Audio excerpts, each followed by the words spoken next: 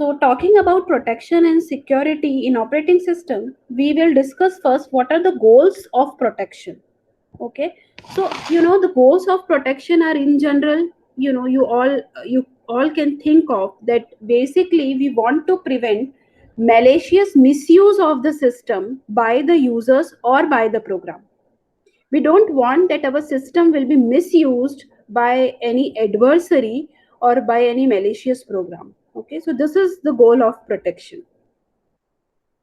We also would like to ensure that if a resource is shared among multiple processes or multiple users, then there should be some system policies, and according to those system policy, the resource must be accessed or used. Okay, and these policies are better set by system designers or system administrator who have all the rights to, or maybe who are managing these resources. So they have to imply some policies so that the resources which are shared, basically they are used in according to some policies, right? So this is also one of the goals of the protection. We also would like to ensure that after applying everything, after having system policies in place, after having proper mechanism in place, still it may be possible that our that some malicious program will be installed in our system, or there is something bad happen. In that case, goal of protection is to keep the damage as minimal as possible. Okay, so if a errant program will be there, it will cause minimal amount of damage possible. This is also one of the goals. Okay, and please note that the protection of system, when we talk about system protection, so there are various mechanisms which are provided for protecting the system, but the important thing is it is up to the administrator and user to implement those mechanisms effectively. Okay, in the form of policies. Okay, so the policy should be designed such that the security primitives that are provided will actually ensure the protection of the system. Okay, so these are our major goals. And when we talk about principle of protection, there is one very important principle of protection which is called principle of least privilege, which says that program, user and system will be given just enough privilege to perform their task. Just enough privilege, neither more nor less. If the privileges are less, then the user is not able to do their dedicated function properly. If the privileges are more, then those privileges can be misused. Okay, so the principle of least privilege says that please make sure that just enough privileges are given to any program or to any user or to any system so that they can perform their task. All right, and so when we talk about minimal damage possible if there is a errant program, if we follow this principle, if we follow the principle of least privilege, okay, it may be possible that the least amount of harm is allowed or done, right? Because we are giving as minimal privileges as possible to any program or any user. If that user is malicious, if the program is malicious, then the effect or the damage is also minimal in that sense. Okay, so for an example, if a program needs some special privileges to perform some specific task, there are two options: either make or give it a super user privilege. Super user means root privilege. Okay, so this could be one option. Other option is, or the better option is, to make some group, some system wide group.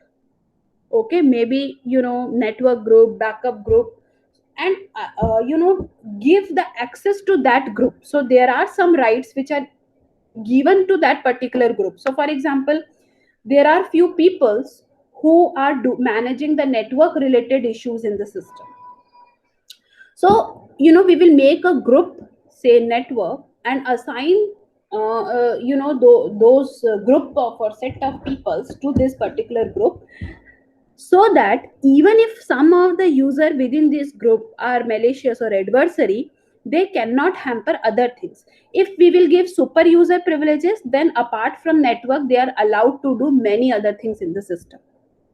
Okay, so the principle of least privilege says that keep the privileges as minimal as possible. All right.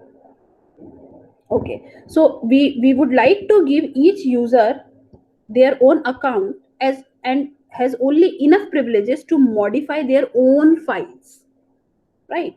So and specifically we have to take care about the root account, because if you are in the root account, normally you will do everything, right? You are the super user of the system. So generally we prefer that root account should not be used in normal day to day life. Okay, and you might have observed that even if you log in with your admin user id and password in your laptops or desktop, when you want to install a program, it will again ask for your password, for the admin password, something like that, right? Because generally the privileges are keep should be as minimal as possible. Whenever the privilege is needed, it will be granted by the system and again revoked by the system. Okay, so this principle is quite important when we talk about protection. Now let's see what is domain of protection, right? So if we can see, a computer is a collection of objects. It could be hardware objects, it could be a software objects. Like hardware objects, maybe some devices that are connected to the system, the sector of your disk, etc., etc. And softwares could be files, your directories, a different kind of files, and many such things, right? Your applications and such things. So we can see that what is computer? It is a collection of all these objects. Some of them are hardware objects, some of them are software objects. Now each object is having a unique name. This is the first attribute that is associated with the object and can be accessed through a well defined set of operations. Okay, so these are two important things. Object is identified by its unique name, and there are some set of operations that we can perform on that object. All right, so the problem here is, the protection problem that we have to encounter is, we have to ensure that each object is accessed correctly and only by those processes that are allowed to do so. Okay, so for example, we are having an object O1, and there are some set of operations, op1, op2, op3, and so on, right? We have to make sure that the process who are allowed to perform a particular operation on this object can only do so. If a process is not allowed to do certain operations, the system should not allow it. So this is called protection. Okay, now how we can actually implement, or how an operating system implement all these things? So there is a notion of protection domain, which actually specifies the resources that a process may access. Okay, so domain you can think of as, it actually specifies the resources that a process may access. It is a set of access rights. Okay, there are many access rights, there is a set of access rights, and domain is a collection of these access rights. And what do we mean by access right? So access right is the ability to execute an operation on an object. Okay, this is actually the operation in the action, is the ability to execute an operation on an object. So for example, let's suppose that we are having a file. Okay, so there is an object1, which is nothing but a file. What operation we can perform on a file? We can perform, say, read operation. Now if a user is having the ability, okay, so if user1 is having the ability to execute read operation on object1 or on this file, then we can say this is one access right, okay, of this user. So access right consists of object name and what is the operation.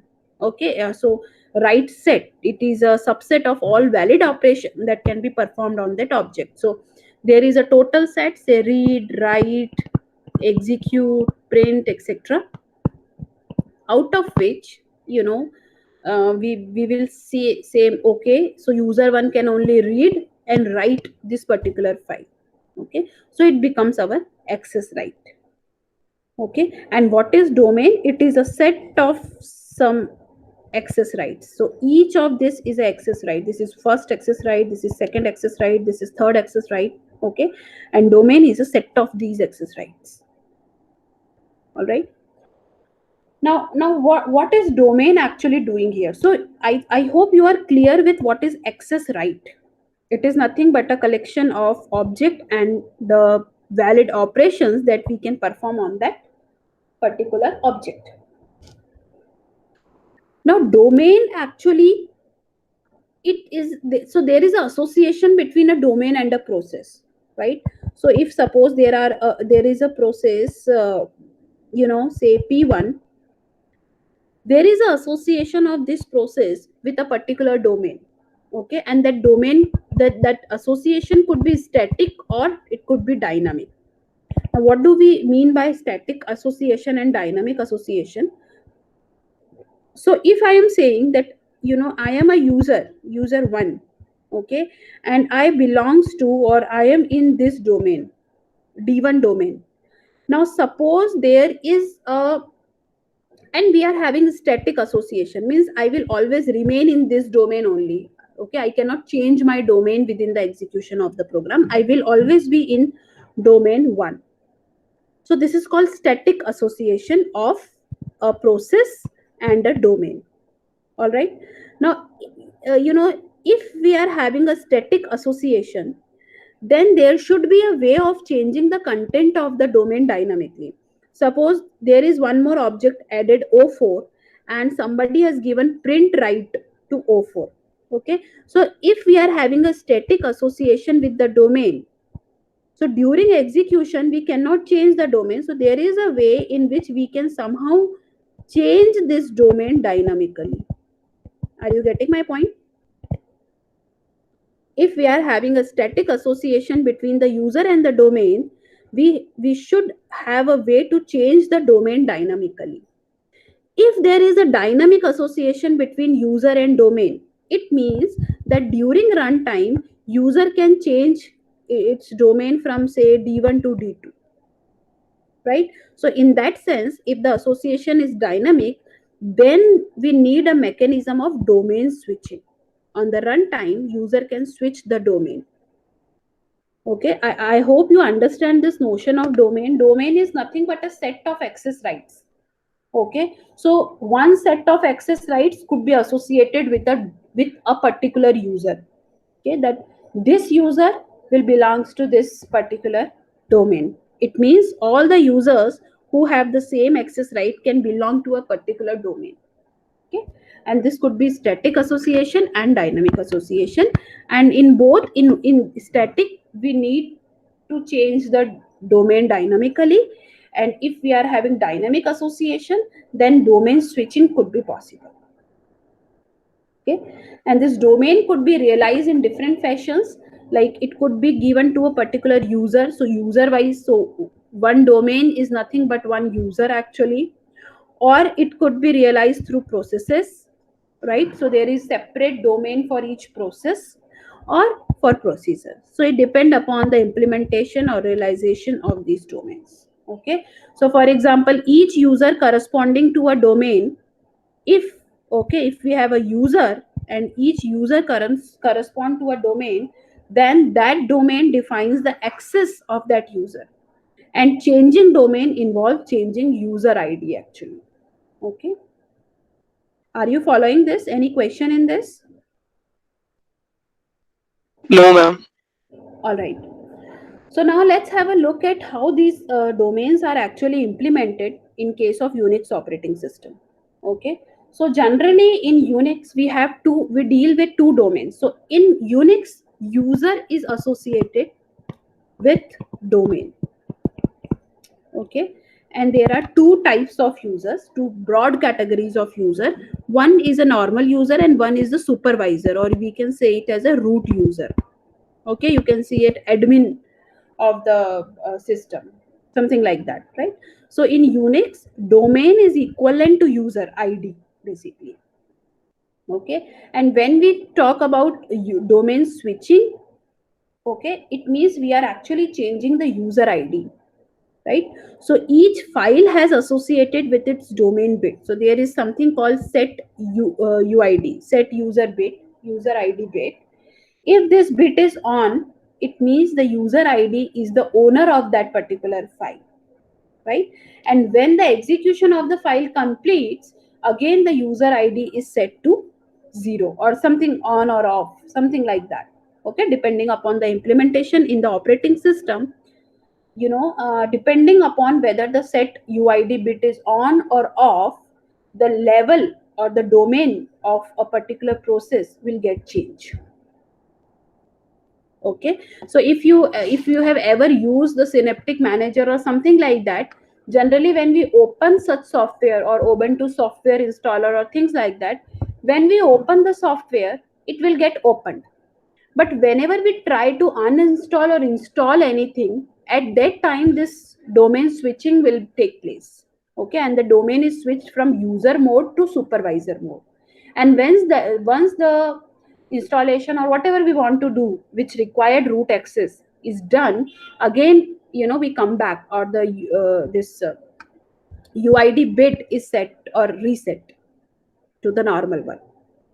Okay, so this is how in Unix domain is implemented. There is another way to implement domain, which is called multics. Okay, and what is multics? So multics is a little bit complex, than that we have covered in the previous slide. It is a complex system of rings. Okay, so in multics implementation of domain, there is a notion of rings. And what are rings? Each ring is a different protection domain, right? And it has been seen that the outer ring is having a subset of privileges of the inner ring. Okay, so the smaller the ring, the higher the privileges you are having. Okay, so if you read this line, if suppose there are two domain di and dj, if j is less than I, okay, then di is a subset of dj. As you go out to the outer space of the ring, the privileges get decreases. Okay, and ring 0, that is the innermost ring, is having the highest privileges, and this is also known as the root privileged ring. All the privileges are with this ring 0. As soon as you move from ring 0 to ring 1, some set of privileges will be taken away from you, right? So outer ring having a subset of privileges of the inner ring. Now a process operating in one ring can only access segment associated with higher or farther out rings, right? Now so each ring is nothing but a domain. So definitely there are some processes which are working in this domain, right? Whenever we say something about domain switching or accessing the segment associated with the higher rings, it is allowed. Why? Because higher ring is having some subset of privileges. So if P1 belongs to say ring 6, suppose, okay, and this is ring 7, if P1 wants to go into inside this ring or access something in this ring, it is allowed, right? Because all the privileges with ring 7 is already with ring 6, so on and so forth. Okay, so a process operating in one ring can only access segment associated with that particular ring or with the higher ring. Okay, process cannot access segment associated with lower ring. Why? Because the lower the ring, the higher is the privileges. Okay, and ring 0 is nothing but a root user or the super user. So in this way also domain can be implemented. So we have seen till now what is domain, and there are two ways in which it can be implemented. The first way that is used in Unix, which is in the form of users. Okay, so there is a root user and then the other users, and there are different privileges for each user. And then there is this notion of multics. So multics is nothing but it is a set of complex ring, and each ring will associate with a particular domain. All right. Ma'am, why we require domain if we can set to access right to each and every file? Again. Ma'am, why we require the notion of domain if we can set access right to each and every file? Ma'am, like we have studied before in previous lecture. So you are talking about access list, access control list. Yes, ma'am, access right, read, write, and execute to the file. Yes. So this domain is nothing but an abstraction of those lists. This is an abstract version. Okay. So now we will see that how actually the notion of domain is realized actually using access control list and matrices. Okay, we are just coming to that part. This is the one level upper thing. So this is much more abstraction. Okay, so now we are talking in general. We are not specific to a particular object. We are not specific to any particular user. Okay, so whenever we talk about access control list and all those things, we generally talked about a particular user and then a particular object, let's say file. Okay, and we will see that this notion can be directly go there. And in Unix, what I am trying to say is domain is nothing but users. We are calling it domain here, we will call users. Okay, and when we are giving access control right to any object, we are actually creating the or giving the access different access rights of different domain. Can you see this analogy? Yes, ma'am. Okay, so again we will come to that part in a minute. Okay, so now this entire model of domain can be viewed as a matrix form. Okay, so whatever we have learned, so this is how the some system implemented the notion of domain. But from the point of view of understanding, we can see it as an access control matrix or access matrix, right? And in this, row represent the protection domain and column represent the object. Now again we are coming to that particular point, right? And whenever we talk about access, now what is access? It is a set of operation that a process executing in that domain can invoke on object J. So let me show you the diagram first. Okay, so this is access control matrix, or you can say access matrix. So the each row is associated with one domain, and each column is nothing but the objects which are there in the system. Okay, and what do you mean by access? Access ij, so access 1 comma 1, it means the set of operation that a process executing in the domain. So I am talking about domain. Now in this domain there could be many processes. If it is a Unix system, there could be many users which belongs to this domain. Okay, so instead of talking about specifically to user 1 user 2, we are saying it or calling it as a domain. So domain is nothing but a set of access control rights where we define users, or we will associate process or users with them, and we will actually tell what is the object and what are the right sets which can be performed on that object. Okay, so access ij is a set of operations that a process executing in ith domain can invoke on object J.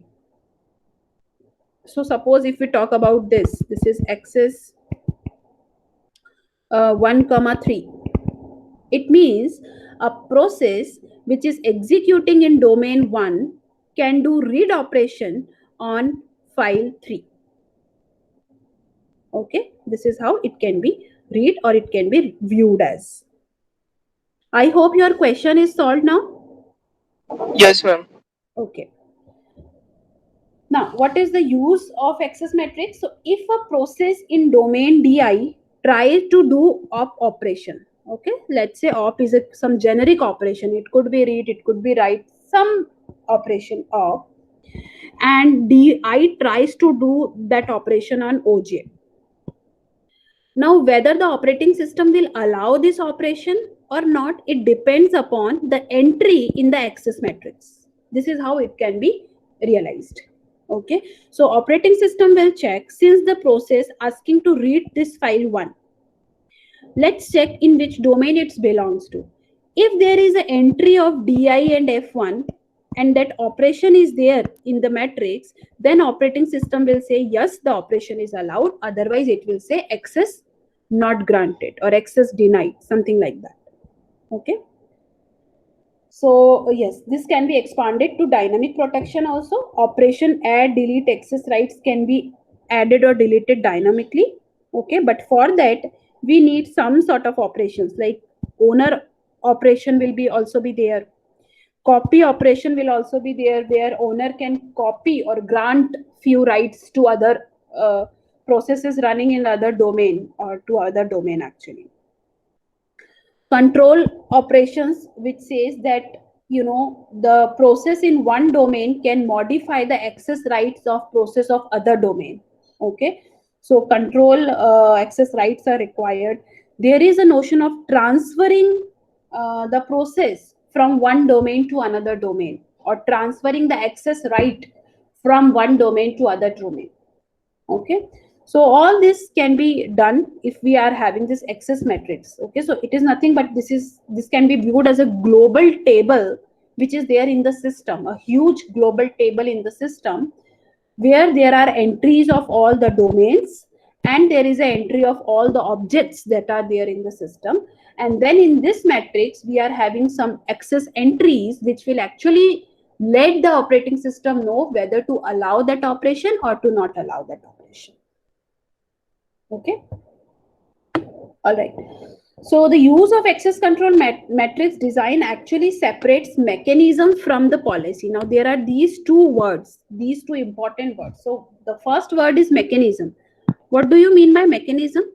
Mechanism is, so suppose we are talking about the access rights. Okay, so what is access right? It can be viewed as a mechanism or a set of rules. It is a mechanism. Okay, so mechanism is the protection or security primitives that are available. Okay, it ensures, if we can ensure that matrix is only manipulated by authorized agents and rules are strictly enforced, then we can achieve the security. So mechanism is kind of a tool which is given to you. Now it depends on the system administrator or the person who is actually implementing the security in the system, that how these rules are implemented in actual. Okay, and that is called policy. So user dictates the policy. What do you mean by policy? It is actually when we are implementing the mechanism into one or the other form. Okay, so if we are saying that who can access what object in what mode, this becomes one policy. And who, what object, what mode, these are all mechanism. Okay, we are having a set of users, set of objects, set of access rights. So these are the primitives that are available to us. When we specify that, okay, you can access that object in that mode, this will become one policy. All right. Okay. Now, how this access matrix can be implemented? So, as I told you, it could be possible that there is a one big table system wide where there are rows and columns. Okay, so this is one way to implement it. There are two more ways in which we can implement this access matrix. Okay, so the problem with one big table is there are lots of waste space. The table will be very huge because there are thousands of objects in a system and there may be hundreds of domains. Okay, so it is a big table and it is a there are much waste also. So it can be implemented in the form of access control list, and we have already seen access control list. Okay, and what is access control list? It is nothing but one column of this matrix. Okay, so if you remember, we have mentioned that with each file there are certain rights associated with it. Okay, read, write, execute, these are the set of operations, and there are in the 9 bits we can specify that which user can perform what operation on this particular file 1. Okay, so if we see one column of this matrix, it is nothing but access control matrix list. Okay, because access control list is for each object. It defines who can perform what operation on this particular object. Is it clear? Yes, ma'am. All right. There is another way to implement access control matrix, and that is row wise implementation, and that is nothing but a capability list. Okay, so access control list is one per object, whereas capability list is for each domain or for each user, you can say, right? So it is for each domain what operations are allowed on what object. Okay, so if we see the column, so this is one column and this is called capability list. If we store it in this form, this is capability list. This domain is capable of doing what? It can perform read on file 1, read on file 3, etc., etc. This is the capability of this domain. Okay, so if we see this matrix row wise, it is capability list. For each domain, what operations are allowed on what object. So these are the two ways to implement access matrix. A little bit more, so we have already discussed about access control list. A little bit more about capability. It is a slightly different approach than access rights. Okay, so access list give right of each user for each resource, right? Now here each user has a set of capability, so this is user wise. For each user there is a set of capabilities that they can perform on the objects. Okay, and these capabilities can be transferred between the user. Okay, if I want to make some user root user, I can say, okay, now you are the root user and all these capabilities are directly transferred to that particular user. Okay, so capability is user wide distribution, and access list is object wise distribution. Okay, so if I say capability of process A on object X, okay, what this process can do, this process can read and execute object X. Now if X is an executable program, it may have its own capabilities also. Suppose object X can call object Y.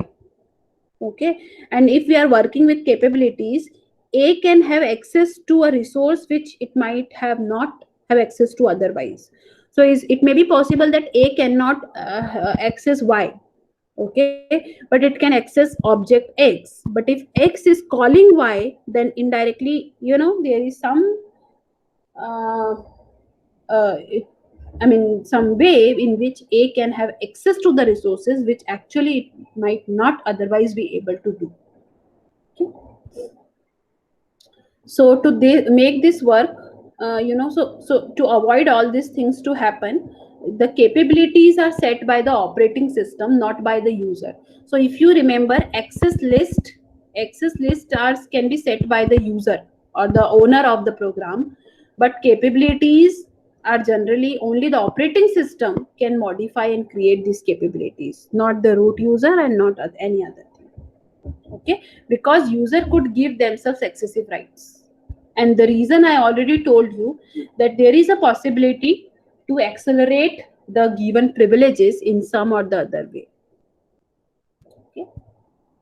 Ma'am, can you repeat the capability part? Sure.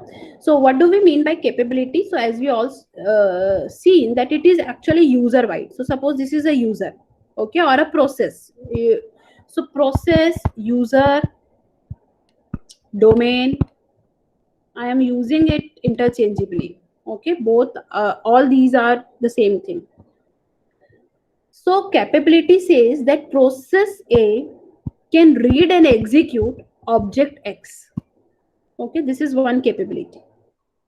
Now in capability, it may also be possible that object A, so I am having execute right on object X. Now object X can suppose access object Y.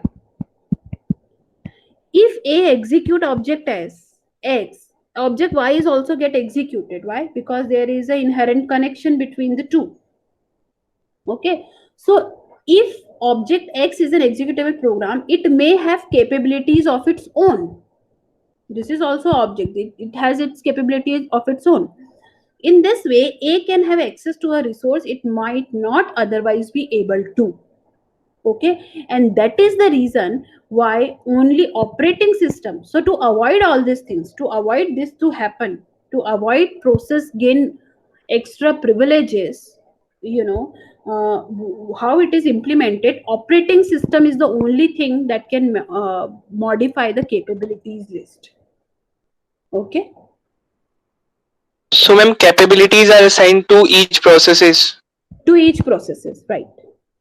And Means operating system assigns each process that how much they are capable. Means how much they can execute other object files. right, what are the capabilities that are associated with the process? Okay. Okay, here we are not talking about the objects, here we are talking about the process, whereas in access control list we are talking about the object. Okay, Yes, ma'am. all right. So now I am also talking about the domain switching. If you remember that it is also possible, if there is a dynamic association between the user and the domain, that it might be possible that there should be domain switching required. Okay, and how to implement that domain switching part?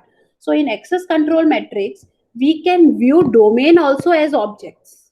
Okay, so till this table we have already seen, this table is clear to us. There is an extension to this table to allow domain switching, and in that case what we can do, we can also put domains in the object section. Okay, we can view domain also as an object. Domain is domain also and object also. And if we say d1 d2 can switch, it means there can be switching possible between d1 and d2. It means processes which belongs to d1 can switch to domain d2. Okay, processes which belongs to d2 can switch to d3 and d4. Processes which belongs to d4 can switch to d1. Okay, so this can be implemented in that sense. Now we have also seen copyrights and control rights and transfer rights. So what do you mean by copyrights? Okay, so what is copy? Actually it is the ability to copyright to some other process. Okay, so and this can be denoted as asterisk in the table. Okay, so if I am saying d1 can execute a file. Okay, whenever I put an asterisk, so when I say d1 can write file 3 with an asterisk sign, it means that d1 has also the capability, okay, to copy this write access within the same column for the same object. Okay, so it can copy this write access here and here in the same column for this particular object. It can copy the write. D1 can have all the processes that belongs to D1 have the right to copy this access right into the same column for the same object. Okay, so for example, if you see D2 is having read asterisk. So whenever there is a asterisk means it has the right to copy in different domain as well for this object. So D2 copy read write to D3. Okay, so the users or the processes belongs to D2 domain are allowed to do so. Okay, now there are two variations of this copyright thing.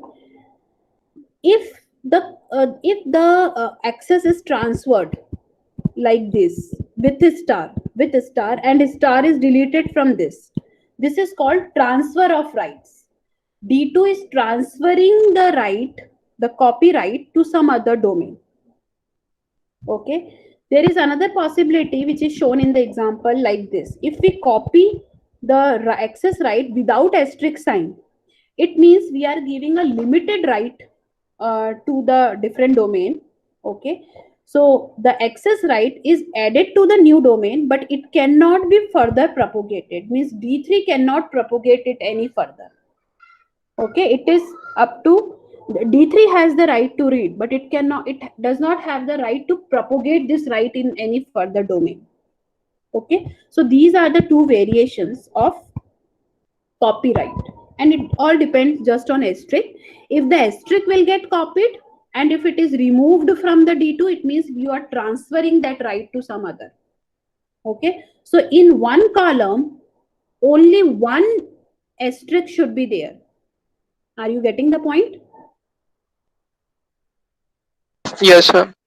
So there are only two options. Either you go copy in this way, or you copy in read asterisk way, but you have to then remove the asterisk from here. This is called transfer of copyright. This is called limited copyright. Okay, and this is how it is realized in access matrix. Now, one more thing we have seen, that is owner right. So along with read, write and all these things, there is another access right which is called owner. And owner means who is the owner of the object. Okay, so that also can be uh, in the table only, in the access matrix only, we can make an entry of owner right. Okay, all right. Now we have also seen the control rights, right? Now, what do you mean by control rights? So, the addition of control right, which only apply to the domain object, allowing a process operating in one domain to affect the right available in other domain. Okay. So, for example, if a process operating in domain 2, okay, and it has the right to control any of the right of domain D4. So there is a switch control.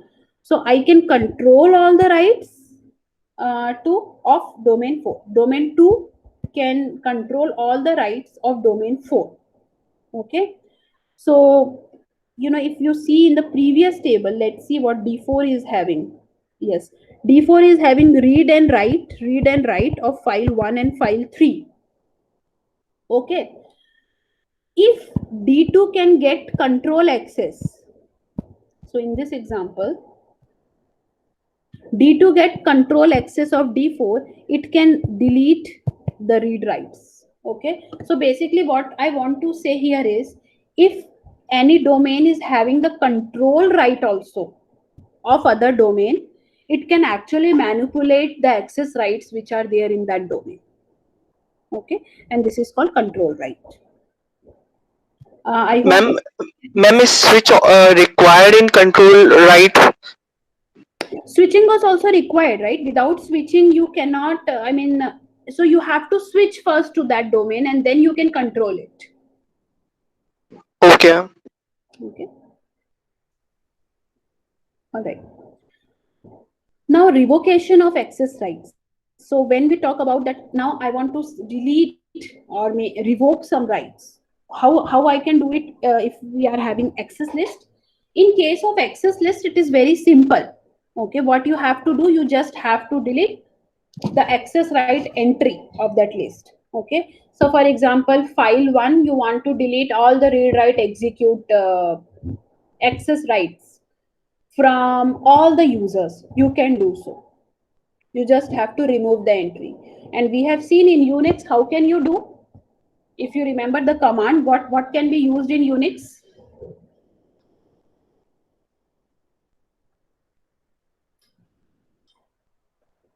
Ma'am, Yes, ch mode. right. And then we can have 000. Yes, Yes, ma'am. 000 means no read, no write, no execute, no read, no write, no execute. So this is also possible. So it is just that simple, and it is immediate. Once you fire this command, if you say change mode 000 file 1, now nobody can read, nobody can write, nobody can execute the file. Okay, so it is simple and immediate. This is how we can revoke the access rights. It is I mean, I am just saying as an example, we can revoke one or two right also. It is not that difficult, right? When we talk about capability list, as I already told you, there are a lots and lots of things that are involved in a capability list. So if you want to revoke the access right from capability, there is a scheme required to locate the capability in the system. Okay, because it is the operating system who are handling this capability list. So first, we require some scheme to locate that capability in the system. Then we have to do reacquisition of those capabilities, because these capabilities are periodically revoked from each domain. As I am telling you as an example, that whenever you open a synaptic manager, you are in the normal mode. Whenever you want to perform a particular operation, you entered into the super user mode, and once it is done, you again come back. Operating system will bring you down to a normal role. Okay, so this is managed by operating system. So first we need to reacquire those capabilities, because we have to revoke it. So first we have to reacquire those capabilities, right? And then there are some back pointers. So there is a list of pointers that is maintained from each object to each capability, which is for that object. Okay, so we have to somehow manage those pointers.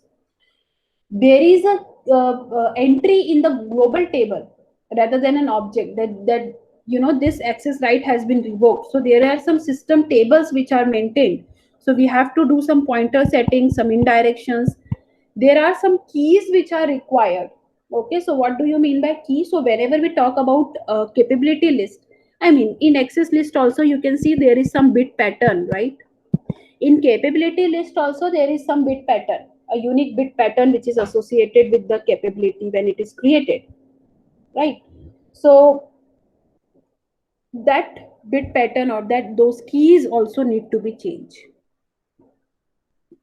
So revocation of access rights from access list is fairly simple. However, when we want to revoke access right from capability list, there is a lots and lots of things which are involved, but yes, we can do that. Okay, so guys, this is uh, about protection. Okay, now let's quickly talk about security thing. I hope if there is any question, you can please ask. Ma'am, can you again explain what was reacquisition? Reacquisition means, see, capabilities. So when we talk about a user, the capability of the user, or the capabilities that are granted to a process by operating system, are periodically revoked. Okay, because these access rights are distributed throughout the system. Are you getting my point? So if, for example, we are talking about an installer, if we are installing one software, if you click on the installation of another software, you cannot do so. Have you experienced this thing? Yes, ma'am. You are put into the wait list. Why? Because these access rights are distributed. Okay, so continuously these capabilities are assigned, granted, and revoked from the user or from the process. Okay, so when you want to delete a particular thing, you have to first reacquire the capability, then only you can perform. Yes, ma'am. Okay, yes, so that is the thing.